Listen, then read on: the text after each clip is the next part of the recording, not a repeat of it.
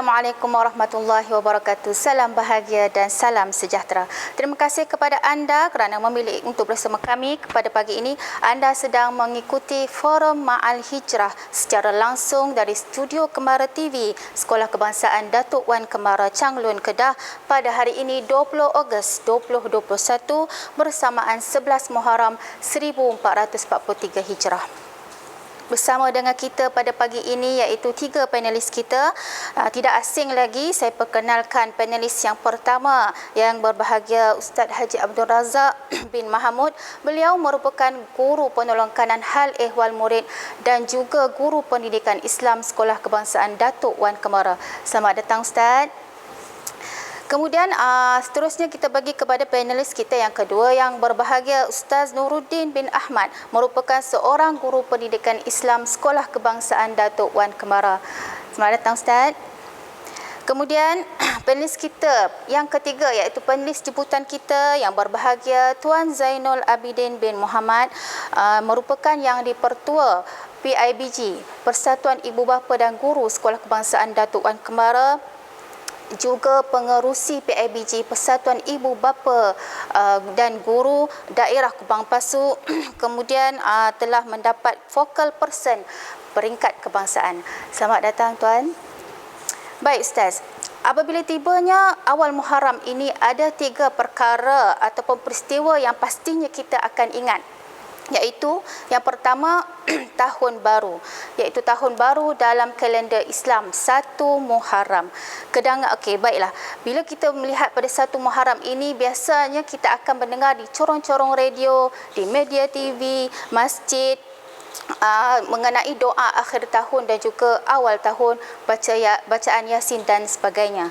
Baik, kemudian dari situ kita dapat mengingati bahawa bila awal tahun, maksudnya tahun baru, maka umur kita pun meningkat ke arah bertambah. Bukannya maksudnya bertambah kepada umur yang baru, jadi kita semakin meningkat tua lah, bukan meningkat muda. Okey, kemudian yang kedua, sambutan Hari Ashura yang jatuh pada 10 Muharram iaitu semalam hari Khamis, yang mana menjadi kebiasaan kita menyambutnya dengan berpuasa sunat dan juga dengan kita membuat bubur Ashura. Dan yang ketiga, Ma'al Hijrah iaitu peristiwa Nabi Muhammad sallallahu alaihi wasallam dan Abu Bakar As-Siddiq berhijrah daripada kota Mekah ke kota Madinah.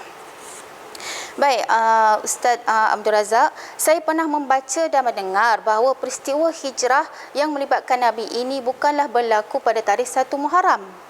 Jadi, boleh Ustaz jelaskan mengenai sirah hijrah Nabi yang sebenarnya dan apakah kaitannya dengan tarikh 1 Muharram ini? Dipersilakan Al-Fadhil Ustaz. Baik, terima kasih kepada pengacara majlis. Assalamualaikum warahmatullahi wabarakatuh. Bismillahirrahmanirrahim. Alhamdulillahirabbil alamin wassalatu wassalamu ala asyrafil anbiya wal mursalin wa ala alihi washabbihi ajma'in. Subhanallah walhamdulillah walhamdulillah la ilaha illallah wahdahu la syarika lah, lahul mulku wa lahul hamdu wa huwa ala kulli syai'in qadir. Rabbi as'aluka khairan ma fi hadzal yawm wa khairan ma ba'dahu wa a'udzu bika min syarri ma fi hadzal yawm wa syarri ma ba'dahu wa a'udzu bika minal kasali wa su'il kibari wa a'udzu bika min adzabin finnar wa min adzabin fil qabr. Rabbi yassir wa la tu'assir wa amin khair. Alhamdulillah, kami sekali bersyukur kepada Allah SWT. Terlebih dahulu terima kasih kepada puan moderator, sahabat panel saya yang saya hormati, iaitu yang berbahagia Cik Zainul Abidin selaku pengurusi PIBG, dan yang kedua di sebelah kanan saya Ustaz Nuruddin. Alhamdulillah, bersyukur kepada Allah Subhanahu wa taala kerana Allah Subhanahu wa taala masih mengizinkan kita untuk bertemu pada hari ini. Alhamdulillah, dalam keadaan kita masih lagi dalam keadaan pandemik COVID-19 ini, jadi kesempatan yang Allah Subhanahu wa taala beri kepada kita ini, sepatutnya kita kena bersyukur banyak-banyak kepada Allah Subhanahu wa taala dengan kesihatan yang Allah Subhanahu wa taala bagi kepada kita. Alhamdulillah. Jadi untuk menjawab soalan yang ditanya oleh puan moderator tadi, kita berbalik kepada tahun-tahun, iaitu bulan yang Allah Subhanahu wa taala tetapkan sejak daripada kejadian alam ini.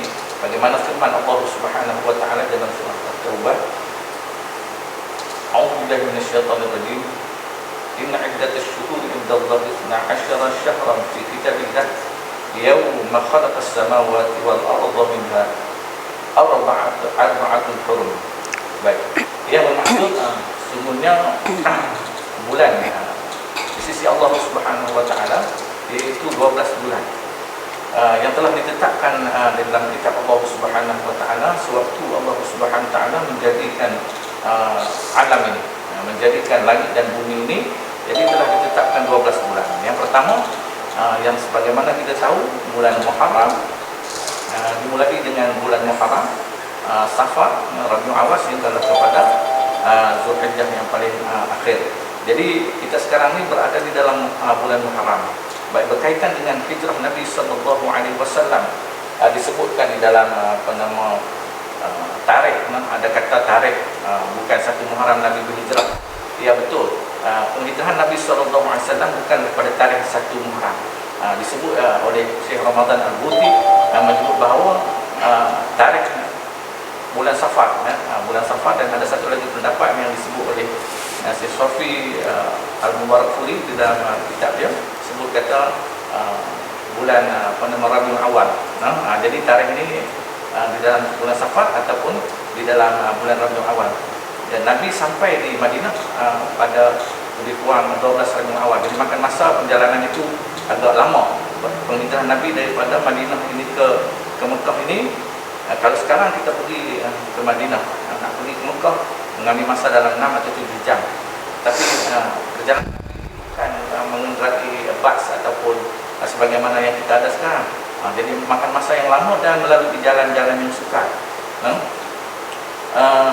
Dibawa oleh seorang pemandu jalan, jalan yang bukan yang dilalui oleh jalan yang biasa dilalui oleh orang lain, jalan belakang maksudnya.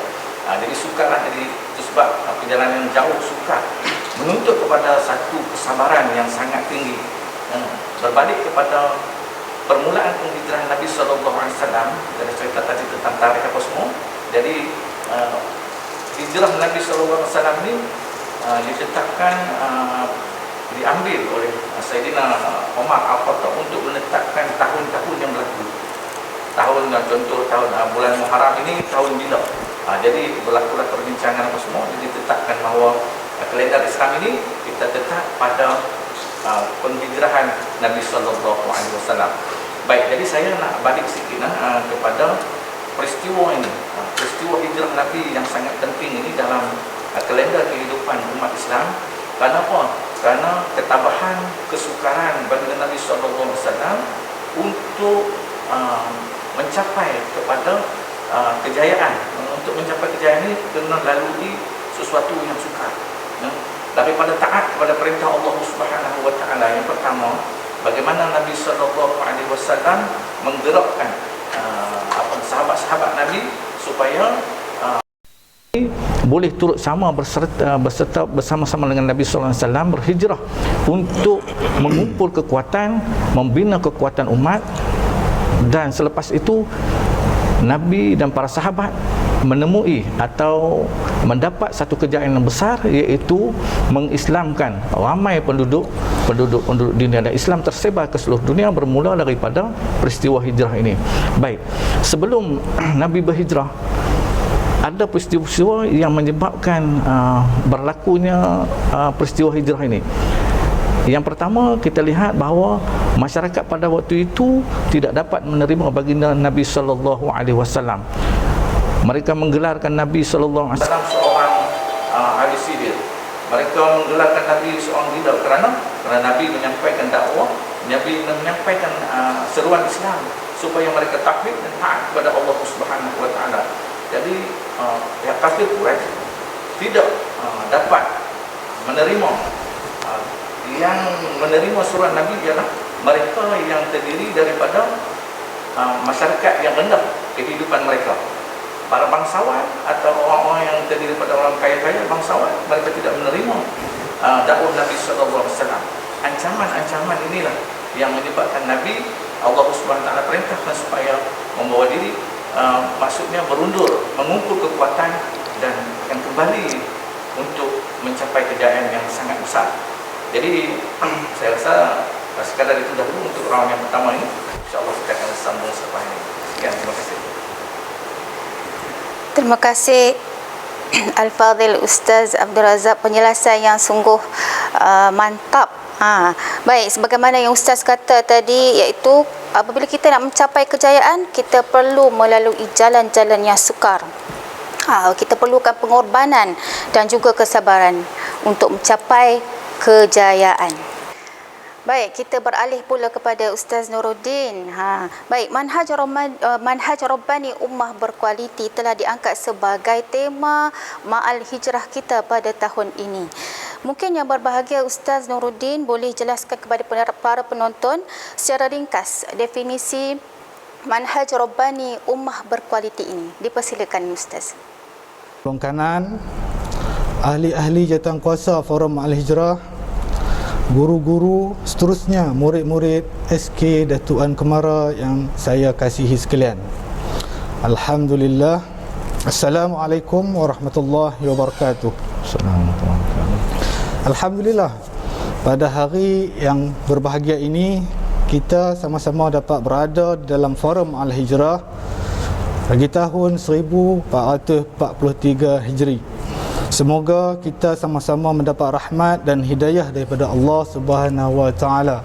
Walaupun forum yang kita adakan ini adalah forum Ma'al Hijrah dalam arti kata norma baharu, ya, kerana pandemik COVID yang melanda negara kita pada semenjak kebelakangan ini.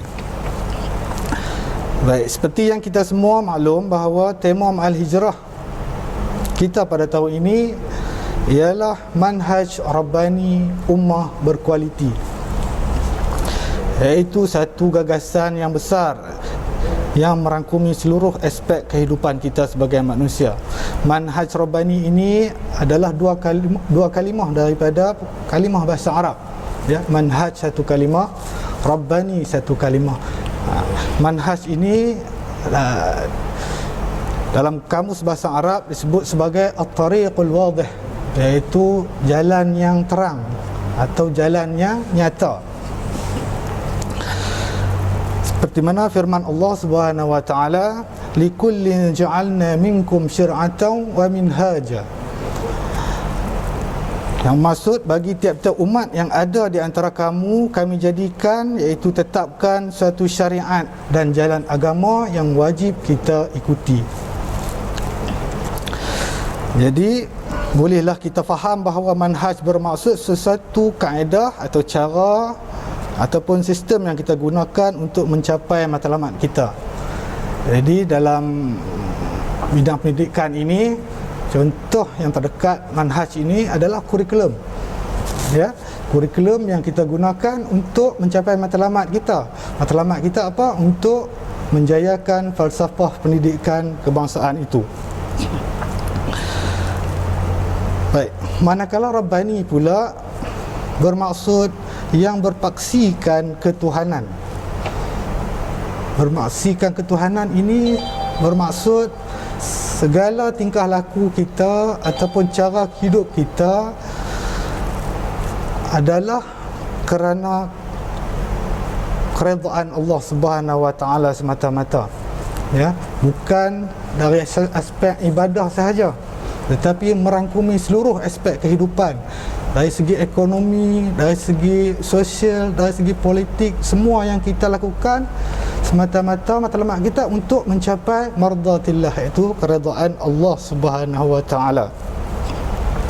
Syekh Said Hawa, seorang tokoh gerakan Islam yang terkenal, dalam mendefinisikan manhaj Rabbani telah mendatangkan 3 perkara asas.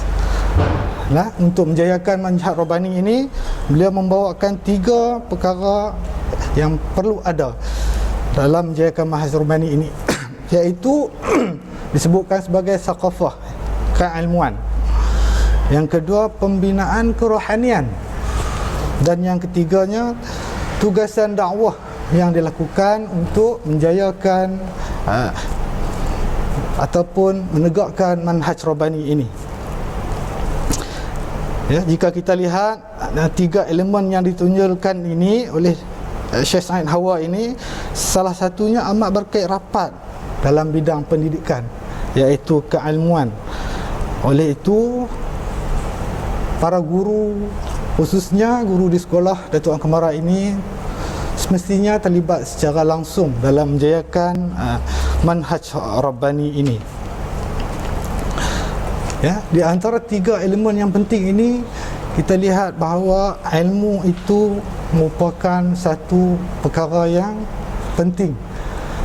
Sebagaimana yang disebutkan oleh Rasulullah sallallahu alaihi wasallam, sabda Nabi sallallahu alaihi wasallam, "Man arada ad-dunya fa 'alaihi bil 'ilmi, wa man arada al-akhirah fa 'alaihi bil 'ilmi, wa man aradahuma fa 'alaihi bil 'ilmi."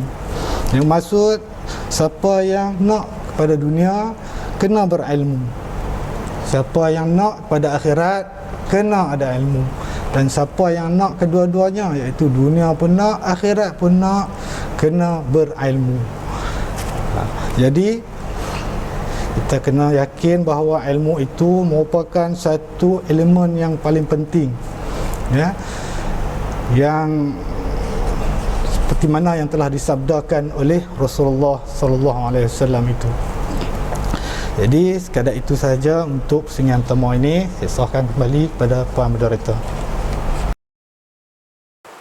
Terima kasih Ustaz Nuruddin. Baik, apabila Ustaz menceritakan tentang manhaj Rabbani ini, saya cuba untuk menyerap maksud yang disampaikan oleh Ustaz, iaitu kita sebenarnya hidup bertuhan. Ya. Iaitu apa saja yang kita lakukan, kita jadikan Tuhan bersama kita. Maka hasillah ummah yang berkualiti, seperti kaum Ansar dan Muhajirin serta para sahabat, yang mana mereka tidak takut untuk berjuang dan juga tidak takut untuk miskin di dunia, kerana mereka yakin bahawa Allah Subhanahu Wa Taala itu akan menjanjikan, akan memberikan ganjaran buat mereka. Baik, seterusnya kita beralih kepada Encik Zainul Abidin, YDP PIBG kita. Baik, soalannya Tuan, bagaimanakah pandangan Tuan dalam konteks keibubapaan? Apakah peranan serta tindakan yang perlu diambil bagi memastikan manhaj Rabbani ummah berkualiti ini dapat dilaksanakan? Dipersilakan. Bismillahirrahmanirrahim. Assalamualaikum warahmatullahi wabarakatuh. Yang saya hormati Ibu Moderator yang berbahagia, Ustaz Razak dan Ustaz Nuruddin, yang dikasihi anak anda Cikgu Nizam selaku guru besar teknik Dewan Kemara, guru-guru, para penonton dikasihi sekalian. Alhamdulillah dapat kita bersua muka pada pagi hari Jumaat ini dalam forum perdana Madrasah Anjuran SK Datuk Wan Kemara. Saya selaku YDP PIBG ingin mengucapkan tahniah dan syabas kepada Jawatankuasa Teknikal Pengurusan Sekolah yang berjaya mengadakan forum yang cukup bermakna dalam bulan Muharram ini. Balik kepada soalan Puan, jadi negara kita khususnya dan dunia amnya telah melalui pandemik COVID semenjak Mac tahun 2020. Semenjak itulah berubahnya senario pendidikan di negara dan di dunia, di mana anak-anak kita daripada belajar secara biasa pergi ke sekolah, tiba-tiba semenjak bulan Mac tahun 2020 mereka tinggal di rumah dan belajar melalui PDPR, melalui menggunakan talian internet, dan pelbagai kaedah-kaedah digunakan. Jadi satu kejutan dalam pendidikan pada hari ini. Jadi guru-guru pun merasakan ini satu keadaan yang luar biasa. Malahan pula ibu bapa yang bekerja mencari nafkah hidup harian juga terasa tertekan dengan situasi yang melanda di dunia pendidikan pada hari ini. Jadi dalam keadaan begini, kita selaku umat Islam, kita kena beringat, iaitu dari segi manhaj Rabbani ini, bagi saya, fahaman saya, manhaj ini adalah satu disiplin, satu madrasah, satu peraturan, satu perundangan yang kita kena ikut untuk kita menghadap Allah, untuk menghasilkan insan Rabbani.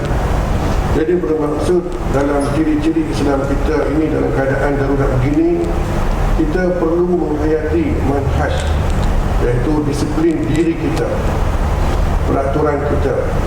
Kita kena ingat balik sebagai ibu bapa kita ada anak amanah Allah pada kita, nak didik mereka menghadapi dunia PDPR ini. Dan saya percaya dan saya yakin memang ada pelbagai tekangan. Maka ciri-ciri keluarga yang hebat, keluarga yang baik, yang mengikuti manhaj Rabbani ini, dia akan pastikan anak-anak dia dalam keadaan yang selesa.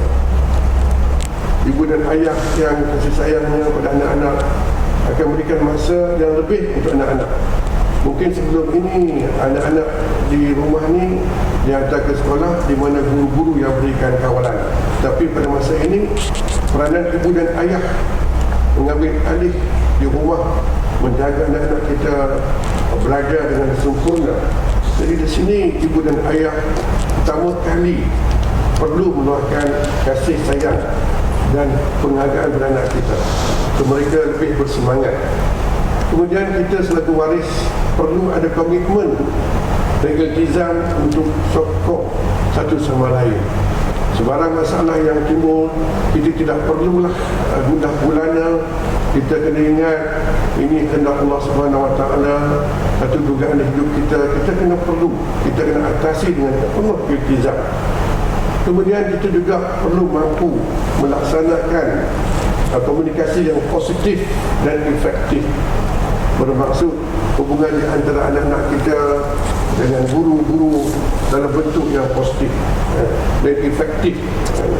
Kemudian pastikan suasana anak-anak kita di rumah, cara pembelajaran mereka selamat. Selaku ibu dan ayah kita kena ingat, jadikan tempat belajar mereka kondusif, selesa, dengan segala keperluan peranti-peranti. Mak dan ayah kena usahakan. Jadi ini dugaan Allah Subhanahu Wa Taala. Kita tak perlu nak keluh kesah. Sebab kita ingat benda ini datang bukan diminta, tapi kita perlu ingat bahawa dugaan Allah kita kena atasi.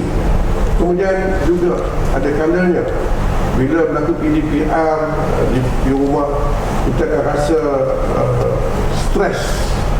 stres dengan kita nak bekerja di pejabat, ada yang work from home, nak aturkan masa untuk anak-anak, untuk masak, untuk suami, untuk anak-anak kita, untuk isteri kita. Jadi kita rasa dalam keadaan cukup stres, kan? Jadi inilah masa dan ketikanya sebagai umat Islam kita menghayati unsur-unsur dalam manhaj Rabbani ini. Kita dekat kepada Allah Subhanahu Wa Taala, kita kena ingat apa-apa ni ujian Allah. Kita tak perlulah kita selalu mengeluarkan pandangan-pandangan yang negatif. Dari segi konteks PDPR, maka perlulah ibu dan ayah selalu memberikan perhatian, dan juga komuniti, masyarakat dan swasta perlu bantu anak-anak kita untuk mencapai impian mereka. Dan saya yakin dengan keterlibatan ibu dan ayah, maka tidak timbul masalah. Selama ini ibu dan ayah lihat anak daripada jauh, pukul 7 dan hantar ke sekolah, balik rumah 3 petang, baru jumpa anak kita. Ada kalanya mak bapak balik kerja pukul 6 petang, baru jumpa anak kita. Ini dah, sekarang ni ibu dan ayah perlu lihat setiap kelaku mereka, disiplin mereka, makan minum mereka, solat mereka. Kita nak lihat satu demi satu. Inilah peluang kita untuk sama-sama dengan anak-anak kita. Jadi itu dulu untuk pusingan pertama. Serah balik kepada Puan Moderator. Terima kasih Tuan. Saya setuju sangat apa yang diperkatakan oleh Tuan Zainul Abidin tadi. bahawa kita sebagai ibu bapa, kita perlu memberikan sokongan yang terbaik buat anak-anak, dan masa inilah kita memberikan kasih sayang sepenuhnya dan mendidik mereka untuk mengenal Tuhan kita siapa. Terutamanya solat 5 waktu sehari semalam itu adalah tiang agama. InsyaAllah anak-anak menjadi ummah yang berkualiti. Baik, seterusnya kita beralih kepada Ustaz Nuruddin, iaitu pusingan yang kedua. Ya Ustaz, boleh? Okey. Baik Ustaz, para ulama ada menyatakan bahawa proses hijrah itu merupakan satu sistem tarbiyah dan pendidikan daripada ilahi. Mungkin Ustaz boleh jelaskan sedikit bagaimana penghayatan terhadap hijrah ini mencetuskan manhaj Rabbani lantas menghasilkan ummah yang berkualiti. Sebagaimana tema Ma'al Hijrah kita pada tahun ini. Dipersilakan Ustaz. Terima kasih kepada moderator Ustazah Fatimah. Pada zaman sekarang ni nak hijrah dah tak boleh dah. No? Kok ada orang nak ajak pergi hijrah ke Madinah, kata jom kita pergi hijrah ke Madinah, nak ikut sunnah Rasulullah. Maksud dia dah tak ada dah syariat untuk kita berhijrah. Jadi yang ada dalam arti kata hijrah daripada keburukan kepada kebaikan, dan hijrah daripada kebaikan kepada perkara yang lebih baik. Jadi itulah hijrah yang sebenar-benarnya yang boleh kita ambil pelajaran daripada peristiwa hijrah. Bersempena dengan peristiwa Ma'al Hijrah ini, saya rasa lebih baik kita tengok kepada iktibar dan juga peristiwa-peristiwa yang berlaku ketika Nabi dan juga kaum muslimin memulakan hijrah. Firman Allah Subhanahu wa taala, laqad kana fi qasasihim ibratun li ulil albab. Demi sesungguhnya pada kisah mereka, iaitu kisah para nabi dan rasul itu, terdapat pengajaran bagi mereka yang mahu menggunakan akal fikiran. Baik. Dalam peristiwa hijrah kita dapat lihat 4 sifat ummah berkualiti yang ada pada sahabat-sahabat Rasulullah sallallahu alaihi wasallam. Ya, yang boleh kita jadikan sebagai satu tarbiyah ataupun pendidikan dalam menjayakan manhaj Rabbani ini. Ya, apakah sifat yang ada itu? Yang pertamanya kita lihat sifat kesetiaan. Yang pertamanya kita lihat sifat kecintaan. Yang keduanya sifat kesetiaan. Yang ketiganya kita dapat lihat sifat keberanian. Dan keempatnya adalah sifat kepatuhan. Ya, kita lihat kecintaan Sayyidina Abu Bakar As-Siddiq kepada Rasulullah sallallahu alaihi wasallam, yang mana menemani baginda daripada kota Makkah sehingga sampai ke baginda, yang menghadapi pelbagai cabaran ketika diburu oleh tentera kaum musyrikin Quraisy Makkah untuk membunuh baginda. Dan Sayyidina Abu Bakar bersama baginda Rasulullah SAW pada ketika itu bersembunyi di sebuah gua dinamakan Gua As-Sur. Ya, ketika berada dalam gua Sur, Sayyidina Abu Bakar duduk sementara Rasulullah SAW berbaring di atas paha Sayyidina Abu Bakar yang keletihan sehingga tertidur. Pada ketika itu Sayyidina Abu Bakar merasa disengat oleh binatang berbisa sehingga menahan kesakitan sehingga menitiskan air mata dan terkena kepada Rasulullah SAW. Ketika itu Rasulullah sedar dan bertanya kepada Umar, Sayyidina Abu Bakar, kenapa wahai Abu Bakar? Maka Sayyidina Abu Bakar pun bercerita bahawa beliau telah disengat oleh binatang berbisa sehingga menahan kesakitan yang amat sangat. Begitulah cintanya Sayyidina Abu Bakar pada Rasulullah sallallahu alaihi wasallam, di mana beliau tidak sanggup menggerakkan Rasulullah yang ketika itu sedang berehat tidur.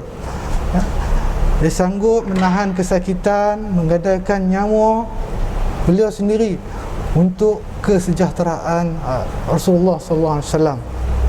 Ya, kita dapat lihat bagaimana cinta dan kasih sayangnya Rasulullah sallallahu alaihi wasallam, Sayyidina Abu Bakar pada Rasulullah sallallahu alaihi wasallam. Bagaimana juga kita dapat melihat kesetiaan Sayyidina, keberanian Sayyidina Umar Al-Khattab ketika peristiwa hijrah. Ya, ketika kaum muslimin seluruhnya bergerak ke Madinah secara rahsia, secara sulit, tapi Sayyidina Umar, seorang yang sahabat yang dikenal sebagai amat berani ini, ketika beliau keluar untuk berhijrah, di tangan beliau ada sebilah pedang dan juga busur anak panah, dan beliau menuju ke Kaabah.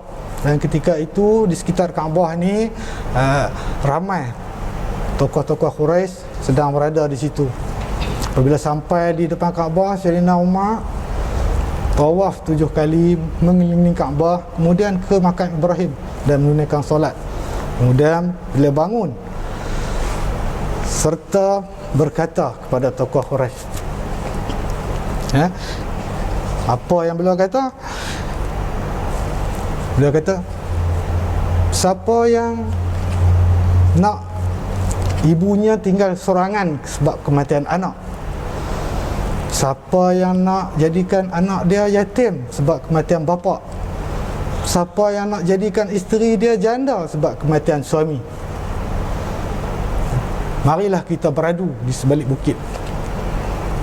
Kita lihat bahawa keberanian Sayyidina Umar, dan tidak ada seorang pun tokoh muka Quraisy, musyrikin Quraisy yang berani menyahut cabaran Sayyidina Umar.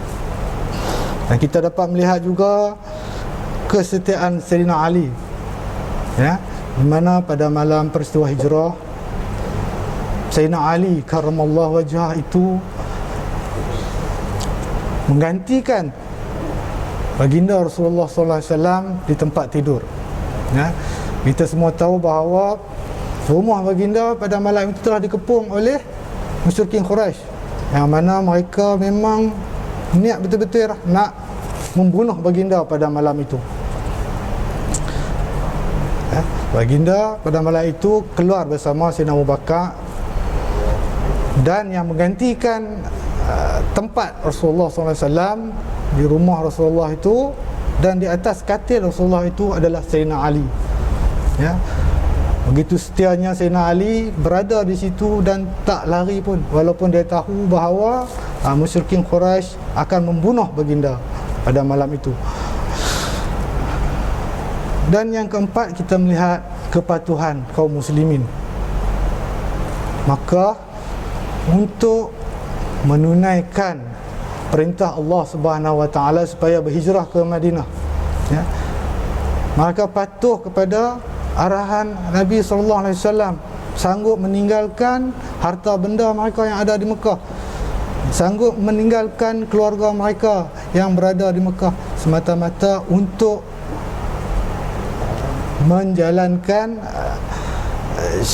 perintah yang telah diperintahkan oleh Allah Subhanahu wa taala.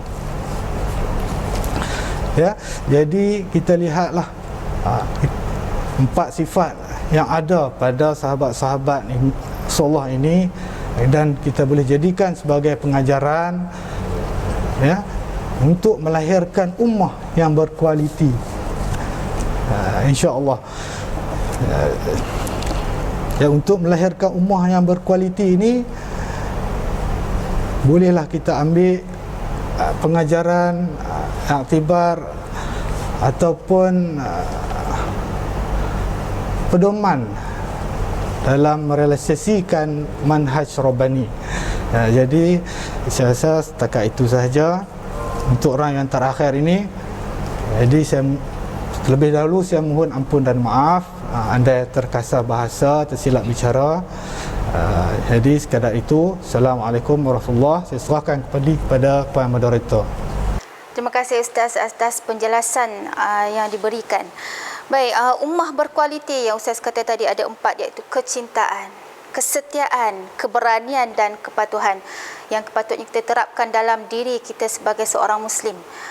Jadi kita beralih kepada Tuan Zainul Abidin. Baik, Tuan Zainul Abidin, dalam cabaran pandemik yang melanda ini, pembelajaran secara bersemuka agak payah, iaitu murid-murid hanya bertemu dengan guru secara virtual atau maya sahaja, daripada PDPC menjadi PDPR. Bagaimana kita nak usahakan agar anak-anak didik kita, terutamanya SK Datuk Wan Kamara ini, bakal menjadi ummah yang berkualiti? Dipersilakan Ustaz. Okey, terima kasih kualitaskan tadi. Memanglah kita boleh lihat norma baru ni daripada pembelajaran dalam kelas secara semuka, kemudian pembelajaran atas talian secara maya, kemudian masa pelajar-pelajar di rumah, banyakkan masa di rumah dan juga tak ke sekolah. Jadi di sinilah ibu bapa rasa gelisah. Mereka rasa tertekan, rasa stres dengan berbagai komitmen. Jadi sekiranya ibu dan ayah memahami sistem PDPR ini, menghayati sistem ini, dan banyak bersyukur kepada Allah Subhanahu Wa Taala kerana anak-anak masih boleh belajar. Walaupun dalam keadaan PDPR, kita terima seadanya dan banyak bersyukur dengan ujian ini, maka Allah akan memudahkan segala urusan kita. Kalau kita kufur, maka hilang segala-galanya. Kita kena ingat, seberi contoh yang paling mudah, mak ayah kena ingat. Bayangkan yang kita bangun pagi, setiap pagi kita boleh bangun, satu rahmat Allah Subhanahu Wa Taala. Kita boleh lihat dunia ini dengan dua belah mata kita dengan cerah, terang, bercahaya. Ini juga kita kena bersyukur kepada Allah Subhanahu Wa Taala. Berapa orang yang tidur malam, bangun pagi dah tak ada. Berapa orang manusia yang menjadi rabun dan buta kerana kesakitan penyakit. Jadi kalau kita nak kira nikmat Allah kepada kita, terlalu banyak sangat nikmat itu. Kalau itulah Allah, nikmat Allah, maka mengapa kita nak perlu resah, gelisah dengan sikit-sikit dugaan Allah bagi pada kita? Andaikan anggapkan peluang inilah peluang yang terbaik untuk kita dengan anak-anak kita. Selaku ibu dan ayah yang bertanggungjawab, masa dengan anak-anak kita ni dah banyak dah sekarang. Dan dulu kita jarang dengan anak-anak kita ketika mereka belajar, hanya harapkan guru-guru sahaja. Tetapi hari ini tanggungjawab itu kita tahu. Kita kena pastikan setiap detik dan masa di rumah anak-anak kita perhati. Kita dapat lihat tingkah laku mereka di rumah. Selama ini guru-guru yang menanggung segala masalah selama ini. Dan pada hari ini kita akan lihat sendiri tingkah laku mereka. Bukan dengan itu, saya nak cadangkan pada ibu dan ayah, khususnya di sekolah itu Al-Kamara ini, tuan-tuan jangan rasa gelisah. Tuan-tuan banyak bersyukur kepada Allah Subhanahu Wa Taala. Tuan-tuan ingat, anak sihat pun satu rahmat Allah Subhanahu Wa Taala. Gunakan masa ketika yang terbaik ini untuk kita bantu anak-anak kita secara holistik. Jadi pertama kali kita sebagai ibu dan ayah perlu juga menguasai aspek teknikal PDPR. Jangan kita harapkan guru semata-mata. Mak dan ayah ni perlu mengambil berat tentang pendaftaran akaun Google, mengetahui bagaimana nak gunakan mikrofon, nak meet macam mana, nak gunakan video macam mana. Jadi semua ni ibu dan ayah kena beritahu, kan? Ada ibu dan ayah selama ni tak pernah pun kenal apa itu Google Meet, Google Classroom, tak pernah tahu. Tapi hari ini mereka perlu ambil tahu. Kan? Begitu juga mak dan ayah ni kena usaha mencarikan peranti-peranti komputer, laptop, handphone yang elok. Jadi kita kena usahakan, kita kena cari untuk anak-anak kita. Dan kena ingat, mak ayah yang baik, maka lahirlah keluarga yang baik. Kalau mak ayah yang tidak baik, maka keluarga pun tidak baik. Jadi ibu dan ayah sebagai contoh. Kemudian mak dan ayah juga kena pastikan anak-anak di rumah ni jadual bersusun, jadual belajar mereka. Jangan pula bila cikgu tengah PDPR mereka on komputer, lena depan komputer dan main game. Ini peranan kita. Ini masa dan ketika untuk kita diberi peluang Allah SWT untuk lihat anak kita. So, kita buat dia waktu. Waktu kita akan sesuai kita. Ada mak bapak sengaja work from home, ada work at office. So kita disesuaikan. Yang work from home ni dah kena tengok masa dia bekerja, masa nak belajar, masa dia nak masak. Dia kena pasti semua tu dalam sempurna. Jadi barulah ada kejayaan. Kalau tidak, dia gagal. Kemudian kita kena ingat juga, yang paling penting kiranya berlaku sebarang masalah, maka hubungi guru. Dan kita diam saja. Hubungi guru, beritahu guru masalah kekangan beli peranti, masalah kewangan, masalah sosial, masalah psikologi. Anak-anak kita tidak bersemangat, hubungi guru, hubungi PIBG. Dan PIBG sentiasa ingin bantu anak sekalian. Dan PIBG SK1 Kemarau dekat hari ini, kalau kiranya timbul masalah mak dan ayah anak-anak kita akan bantu. Kita nak lihat anak bangsa kita yang berjaya. Sebab itu jangan kita rasa segan, dan kita minta tolong. Dan yang paling utama sekali, mak dan ayah dengan guru ni kena bekerjasama. Kena ada satu perasaan, satu sikap empati. Maksud empati ni, dia merasai beban guru. Mak ayah ni merasai beban guru, dan guru pula merasai beban ibu dan ayah. Bila kita sama-sama merasai susah ni, kita akan senang. Jangan salahkan guru, pun jangan salahkan mak ayah. So kita kena bersikap bertoleransi antara dua pihak ini. Barulah akan berhasil kejayaan yang hebat. Terlahirlah insan minda kelas pertama. Kalau tidak, dan zaman PDPR ini akan hancur pendidikan kita. Bapak tak ambil tahu. Dan saya memang bimbang melihat keadaan ini. Ada ibu dan ayah ni, bila ada kelas PDPR, khususnya pelajar-pelajar SPM, kehadirannya 10%, 12%, 9%. Tak jadi apa ni? Kita kena pastikan anak-anak kita, mak ayah pastikan anak-anak kita ni mesti hadir ketika PDPR. Itu tugas pertama kita. Kemudian juga kekangan kewangan. Pada ketika ini mak dan ayah perlu belanja berlebihan. Kena beli peranti komputer,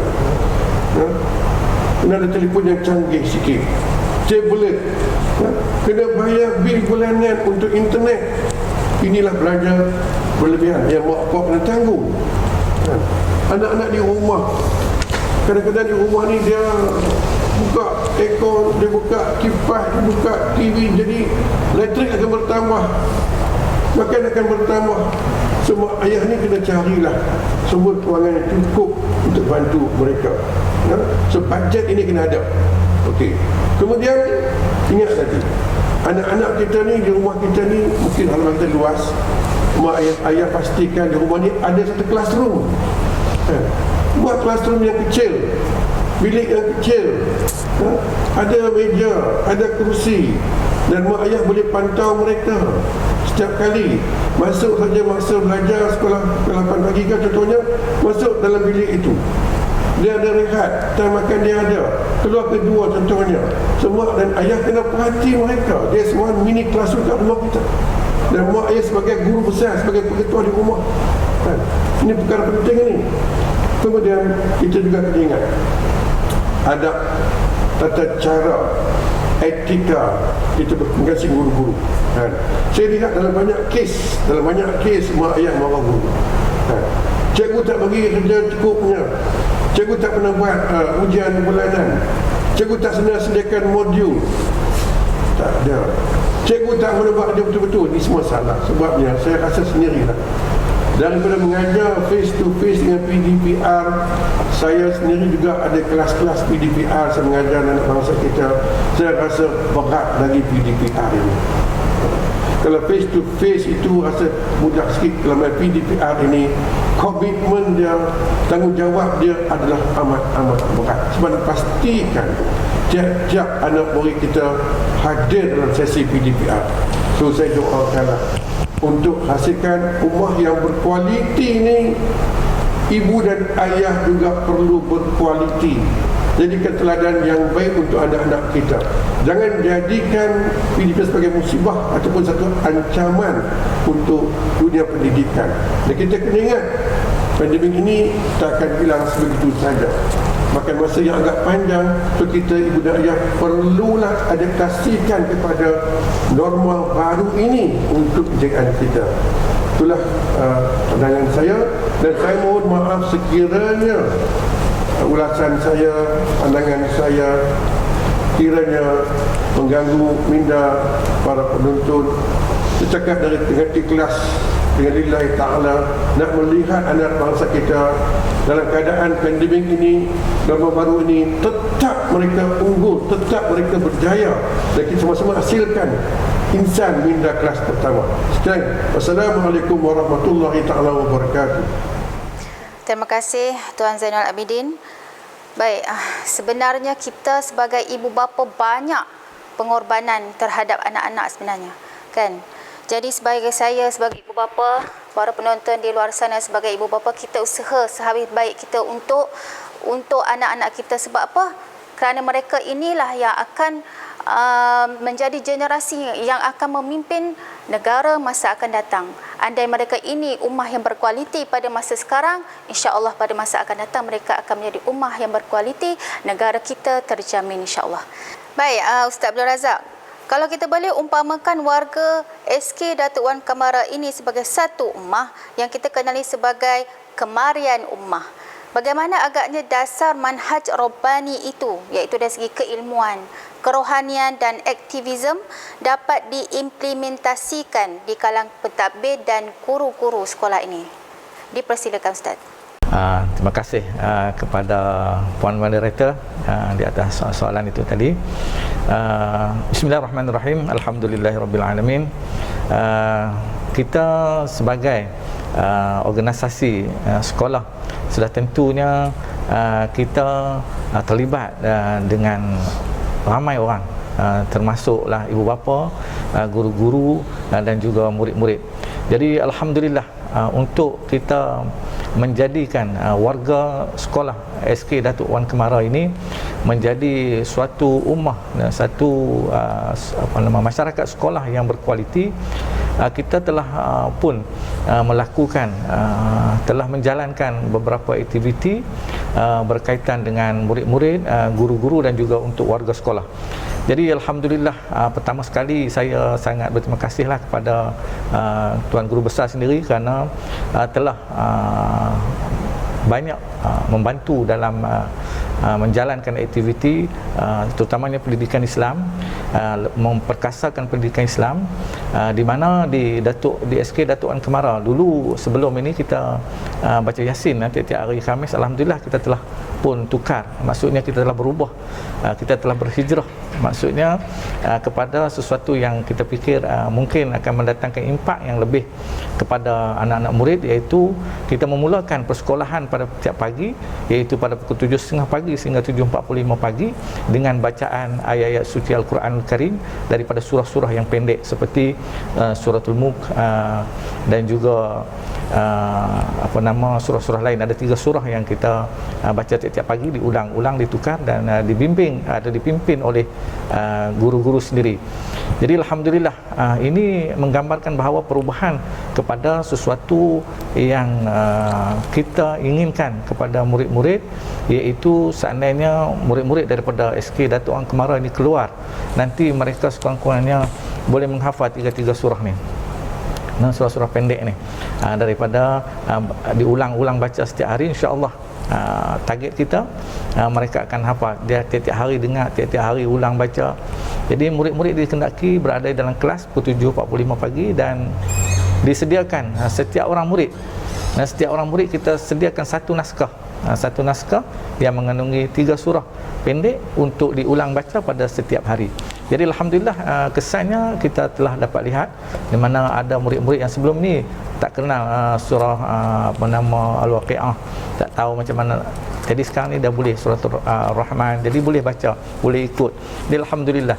Dan yang keduanya, untuk menampilkan, untuk menghasilkan murid-murid yang berkualiti, kita juga telah mengadakan program tahfiz cilik ustazah. Penonton boleh datang ke SK Datuk Ang Kemara dan untuk melihat bagaimana program ini berjalan, dan banyak sudah sekolah datang untuk membuat kunjung ke sekolah Datuk Ang Kemara untuk melihat bagaimana program ini beroperasi. Alhamdulillah, kita telah berjaya menghasilkan murid-murid yang sudah boleh hafal beberapa surah.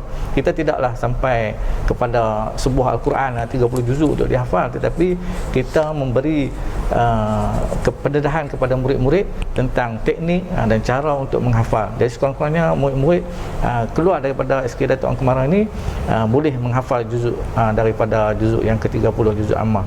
Jadi alhamdulillah, program ini telah berlangsung lebih kurang 2 tahun 2 tahun yang lalu.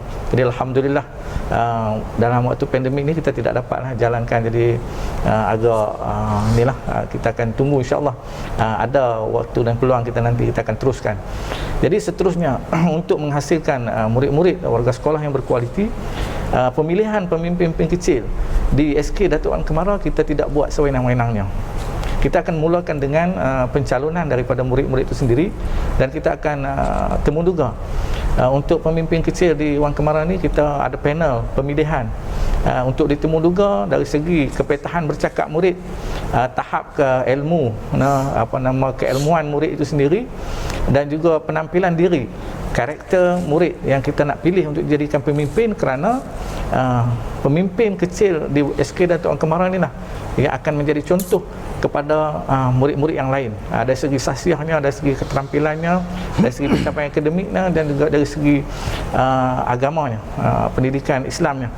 Jadi sebab itulah Dewan Kemara kita tidak memilih ikut suka ambil saja, ikut tangkap muat orang panggil, untuk dijadikan pengawas sekolah ataupun pemimpin kecil, disebut di Wan Kemara ni sebagai pemimpin kecil. Jadi harapan kita ialah dengan perubahan-perubahan yang berlaku ni, semoga Wan Kemara akan menjadi contoh. SK Datuk Ang Kemara ni, murid-murid ni akan menjadi contoh, bila keluar nanti akan menjadi contoh kepada masyarakat, masyarakat boleh tumpang, dan masyarakat dapat manfaat daripada anak-anak yang keluar daripada SK Datuk Ang Kemara. Dan seterusnya untuk guru-guru, guru-guru juga kita telah menyediakan program-program di dalam tazkirah pendek di dalam mesyuarat, dan juga kita ada waktu khusus untuk guru-guru mendapatkan ilmu mungkin dalam bidang agama, dan juga ada dalam PDPC untuk pengajaran dan pembelajaran di sekolah. Jadi kita sentiasa ada kursus-kursus untuk guru-guru meningkatkan kemahiran. Jadi dan juga persekitaran sekolah yang kita sangat titik beratkan disiplin murid, dan kita telah meletakkan beberapa tanda supaya murid-murid ini dapat berjalan atau bergerak di dalam kawasan sekolah ni dengan keadaan yang teratur. Nak pergi kantin, nak pergi ke pejabat, ada aturan-aturan dia yang telah kita tetapkan. Jadi semua berperanan, guru-guru, para pentadbir, dan juga warga sekolah yang lain, hatta kepada makcik-makcik kantin sendiri pun kita selalu berpesan bahawa layan anak-anak ni pesan kalau makan tu minta duduk, minta semua orang bekerjasama dalam membentuk akhlak atau perangai murid-murid di sekolah. Kita tidak boleh bersorangan dalam melahirkan murid-murid yang cemerlang ini, murid-murid yang baik akhlak ni. Kita tidak boleh bersorangan. Jadi kita kena dibantu oleh ramai orang. Kalau warga sekolah ni semua kena memainkan peranan. Hatta sampai makcik kantin sendiri pun ada peranan dia. Jadi alhamdulillah setakat ini kita sangat bersyukur kepada Allah SWT. Tidak ada satu benda yang besar lah, satu benda yang boleh merosakkan imej ataupun warga sekolah sendiri. Jadi alhamdulillah bersyukur kepada Allah Subhanahu wa taala. Jadi dalam hijrah ini yang paling penting kita berubah untuk mencapai suatu yang lebih baik pada masa akan datang insya-Allah. Semua itu bergantung kepada perancangan kita, tetapi keputusannya adalah oleh Allah Subhanahu wa taala. Wallahu khairul makirin. Maksudnya baik-baik membuat keputusan ini adalah Allah Subhanahu wa taala. Jadi apapun natijahnya kita terima dengan redha, kerana apa yang kita terima itu kita syukur kalau seandainya kita mendapat suatu benda yang baik, dan kita bersabar seandainya kita diuji oleh Allah Subhanahu wa taala. Jadi sekadar itu dahulu buat pusingan ini, insya-Allah kita jumpa lagi insya-Allah. Assalamualaikum warahmatullahi wabarakatuh. Baik, nampaknya kita ada soalan dari penonton di luar sana. Baik, dalam suasana pandemik COVID-19 ini yang kian meruncing, soalannya dari penonton, apa yang patut saya lakukan bagi membantu anak-anak saya agar tidak ketinggalan dalam mengikuti PDPR? Pada yang sama, saya mempunyai beberapa kekangan seperti menyediakan peranti kepada anak-anak, sedangkan ia merupakan salah satu medium utama dari PDPR. Baik, soalan ini saya tujukan kepada ahli panel kita, Tuan Zainal Abidin, untuk menjawab. Dipersilakan. Terima kasih Ustazah. Jadi memang di luar sana kita akui lah, bukan semua waris yang berkemampuan untuk mendidik anak-anak mereka. Sebab waris ni mereka tak terima kursus perguruan macam cikgu-cikgu kan. Cikgu-cikgu kita ni masuk maktab, masuk RPG, masuk universiti, belajar metodologi. Mereka ni ada ilmu psikologi untuk mendidik anak-anak bangsa. So waris-waris ni kebanyakan tak macam tu lah kan. Ada yang bidang daripada perubatan, daripada jururawat, daripada kerja petani, penoreh yang tak ada kerja kilang, macam-macam. Jadi di sini timbul konflik. Bagaimanakah mak dan ayah nak uruskan anak-anak mereka untuk menghadapi PDPR, kekangan-kekangan ilmu, kekangan keuangan, kekangan psikologi. Jadi saya selaku YGP PIBG dan Tuan Kemarau, saya beginilah cadangan saya. Sekiranya kalau kata capaian internet kita agak lemah di kawasan perkampungan kita ada pelbagai option, iaitu kita juga boleh gunakan TV pendidikan. Kita ada TV pendidikan yang tak payah gunakan capaian internet ya. Kita ada kaedah-kaedah lain, rakaman video, kita ada secara data terhadis dihantar pada pelajar-pelajar kita. Tetapi apa sekalipun seelok-eloknya PDPR ini kita kena ikut secara online.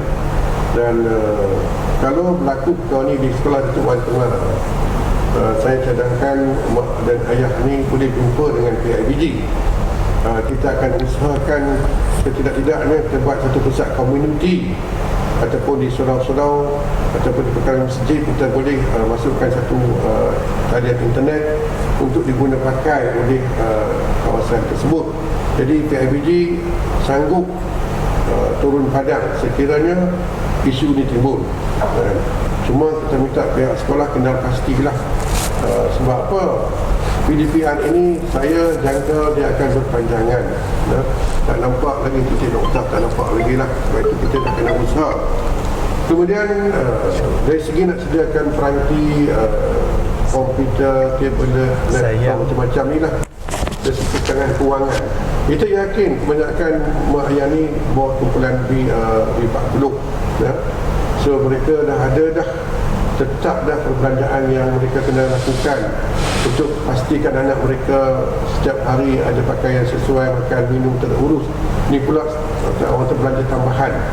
Jadi yang ini pun sekiranya ada berlaku kekurangan yang ketara di kalangan waris sehingga kan mengganggu PDPR anak-anak, silalah rujuk kepada PIBG, dan saya selaku ADP PIBG akan mencari jalan penyelesaian untuk memastikan tidak ada seorang pun anak-anak kita yang ketinggalan dari PDPR, dan pastikan semua dapat akses pendidikan ini, kerana kita bertanggungjawab dan kita insya-Allah kita akan usahakan ke arah itu untuk pastikan tak ada yang tertinggal. Jadi harapan saya lagi sekali lah, ibu dan ayah ini jangan rasa resah gelisah dengan keadaan ini. Ingat lagi sekali dugaan Allah Subhanahu Wa Taala. Ingat kita kena berusaha, kita kena ikhtiar, kita kena dekat diri kepada Allah Subhanahu Wa Taala. Manhaj Rabbani ini kita kena usaha dekat kepada Allah Subhanahu Wa Taala, berdoa siang dan malam. Saya yakin kita akan dapat ketenangan jiwa. Nah, kemudian bila kita jiwa tenang, anak-anak pun akan jadi tenang. Itulah harapan saya. Sekian. Assalamualaikum warahmatullahi taala wabarakatuh. Waalaikumsalam warahmatullahi wabarakatuh. Terima kasih kepada Tuan Zainul Abidin. Semoga terjawablah soalan penonton tadi. Baik, seterusnya kita sudah berada di penghujung rancangan. Tak lengkap rasanya forum ini tanpa kesimpulan. Jadi saya serahkan kepada Al-Fadhil Ustaz Abdul Razak untuk memberikan kesimpulan kupasan tajuk Manhaj Rabbani Ummah Berkualiti pada hari ini. Dipersilakan Ustaz. Terima kasih Puan Moderator. Jadi kita dah sampai kepada penghujung untuk kita rumuskan apa yang kita bincangkan pada pagi ini. Alhamdulillah. Kita balik kepada peristiwa hijrah Rasulullah sallallahu alaihi wasallam, yang mana seperti yang disebutkan oleh yang berbahagia Al-Fadhil Ustaz Nuruddin tadi, yang mana ada beberapa sifat yang perlu kita patuhi. Dan untuk mencapai manhaj Rabbani ini, untuk mencapai ummah berkualiti, kalau dalam konteks sekolah ini untuk menghasilkan anak-anak murid yang berkualiti. Jadi yang utama sekali ialah taat. Yang utama sekali adalah ketaatan kita kepada Allah Subhanahu Wa Taala. Jadi Nabi sallallahu alaihi wasallam di atas ketaatan inilah berlakunya peristiwa hijrah ini, dan di atas ketaatan ini jugalah sahabat-sahabat Nabi membantu Nabi sallallahu alaihi wasallam seperti Sayyidina Ali karramallahu wajhah dan juga Sayyidina Abu Bakar As-Siddiq dan yang lain-lainnya. Jadi ketaatan kepada Allah Subhanahu Wa Taala yang paling utama. Jadi untuk mencapai kejayaan dalam kehidupan kita ini, taat kepada Allah adalah paling utama. Dan seterusnya taat kepada kedua ibu bapa. Dalam konteks ibu bapa yang disebutkan oleh Tuan Zainal Abidin tadi, iaitu taat ibu bapa ini, anak-anak murid mesti kena mentaati, sudah wajib mentaati ibu bapa dalam proses pendidikan ini. Jadi ibu bapa kena taat kepada Allah Subhanahu Wa Taala. Anak-anak murid, anak-anak kena taat kepada ibu bapa, dan anak-anak murid juga kena taat kepada guru. Di sekolah dia kena taat kepada guru. Cikgu-cikgu kena taat kepada ada pemimpin dia di atas. Guru-guru rakyat kena patuh, ati'u Allah wa ati'ur Rasul wa ulil amri minkum. Maksudnya kita kena taat kepada Allah dan juga pada Rasul. Jadi inilah benda yang dibawa oleh Nabi sallallahu alaihi wasallam dan juga ditunjukkan kepada para sahabat dan juga kita, yang mana untuk mencapai kejayaan ini, ketaatan itu adalah paling penting. Taat kepada Allah Subhanahu Wa Taala. Benda yang Allah suruh kita kena buat, benda yang Allah larang kita kena tinggal. Jadi akhir sekali kita akan mencapai kejayaan. Dan seterusnya, selain daripada ketaatan ini, kasih sayang. Kasih sayang dalam peristiwa hijrah ini seperti yang ditunjukkan dalam kaum Muhajirin dan juga Ansar. Bagaimana mereka ini menerima kaum Ansar di Madinah ini, menerima kaum Muhajirin dari Mekah ini seolah-olah mereka ini dah lama kenal. Dan seolah-olah mereka ini adik-beradik mereka, darah daging mereka, sedangkan mereka tidak ada pertalian darah. Mereka cuma menerima orang muhajirin yang tidak ada hubungan apa-apa. Nah, cuma ada hubungan dengan akidah yang sama, iaitu Rasul yang sama. Nah, jadi mereka menerima orang-orang muhajirin dengan penuh kasih sayang, kerana ada harta bagi. Nah, ada isteri pun sanggup diceraikan kerana nak bagi kepada kaum muhajirin. Baik, jadi di dalam konteks kita di sekolah, nak kasih sayang ni kita kena pupuk. Nak kasih sayang di antara kanak-kanak kelas yang tinggi, darjah 6 pada darjah 1, kena diterapkan kasih sayang. Tolong adik-adik yang di bawah ini, darjah 1 baru masuk, kadang-kadang tak tahu nak pergi kantin macam mana, kadang-kadang nak pergi tandas tak tahu, kadang-kadang buang air tengah jalan, nak buka seluar tak erti. Jadi ini kena dibantu oleh kakak-kakak atau abang-abang yang berada di kelas-kelas di atas, darjah 4, darjah 5, darjah 6 ni dah pandai dah. Jadi memupukkan kasih sayang daripada peristiwa hijrah ni kita boleh terapkan di dalam pendidikan di sekolah, supaya dengan kasih sayang inilah terhasilnya satu natijah yang sangat besar, yang mana kemenangan yang besar di pihak Islam dapat membuka kota Mekah, dan itulah merupakan kejayaan yang besar, dan Islam tersebar ke seluruh dunia. Dan selain itu juga kita selain daripada kita berkasih sayang ini, kena menunjukkan akhlak yang baik. Akhlak yang baik inilah menjadi contoh Nabi. Sangat baik akhlak dia, sebab dia dididik oleh Allah Subhanahu Taala supaya berakhlak dengan baik, dia menjadi contoh kepada orang lain, kepada para sahabat mencontohi Nabi sallallahu alaihi wasallam, dan kita juga turut mencontohi baginda Nabi sallallahu alaihi wasallam di dalam apa saja, dalam percakapannya, di dalam pergaulan Nabi sallallahu alaihi wasallam, dalam berkeluarga Nabi sallallahu alaihi wasallam, dalam berdakwah Nabi sallallahu alaihi wasallam, dalam apa jua kita menjadikan Nabi sallallahu alaihi wasallam sebagai contoh ikutan.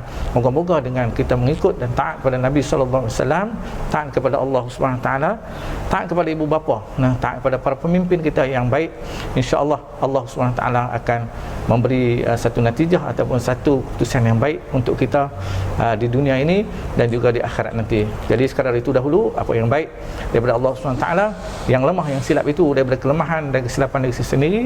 Saya mohon maaf pada tuan-tuan dan puan-puan penonton di sini dan juga di luar sana, dan mohon ampun kepada Allah SWT. Aqulu qali hadza wa astaghfirullahal azim li wa lakum. Wassalamualaikum warahmatullahi wabarakatuh. Baik, terima kasih kepada ahli panel kita yang terakhir dari Ustaz, iaitu Ustaz Abdul Razak. Baik, kupasan yang sangat menarik terhadap perbincangan kita pada hari ini bersama 3 panelis pada pagi ini. Mudah-mudahan kita dapat merealisasikan tema Ma'al Hijrah kita pada tahun ini, iaitu Manhaj Rabbani, Ummah Berkualiti dalam kehidupan seharian kita.